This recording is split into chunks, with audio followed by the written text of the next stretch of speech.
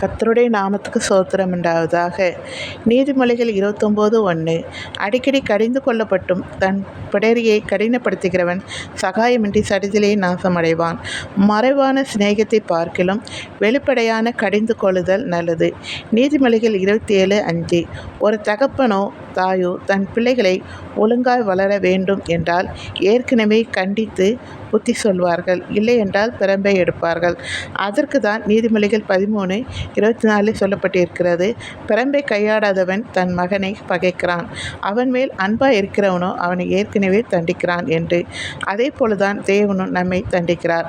எபிரேயர் புத்தகத்தில் 12ஆம் அதிகாரத்தில் 7-10 வரைக்கும் நீங்கள் வாசித்து பார்த்தீர்கள் என்றால், நீங்கள் சிச்சையை சகிக்கிறவர்களாய் இருந்தால் தேவன் உங்களை புத்திரராக எண்ணி நடத்துகிறார். தகப்பன் சிச்சையாத புத்திரன் உண்டோ?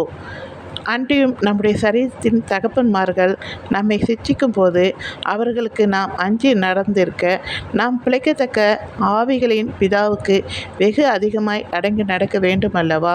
அவர்கள் தங்களுக்கு நலம் என்று தோன்றினபடி கொஞ்ச காலம் சிஸ்தித்தார்கள். இவரோ நம்முடைய பரிசுத்தத்துக்கு நாம் பங்கு உள்ளவர்களாகும் பொருட்டு நம்முடைய புரோஜனத்துக்காக நம்மை சிட்சிக்கிறார் என்று சொல்லப்பட்டிருக்கிறது. தவறு செய்வது மனித வாழ்வில் சகஜம்தான். அதை கண்டித்தும் உணராமல் போவதை சகஜமாக்கி கொள்ளக்கூடாது. தவறு செய்தால் உணர்வதற்கும் அதை சரி செய்வதற்கும் மனிதனுக்கு பல வாய்ப்புகள் வருகிறது. ஆனால் தவறுகளை உணராமல் மனதை கடினப்படுத்தும் போது தான் அவனுக்கு தண்டனை வருகிறது.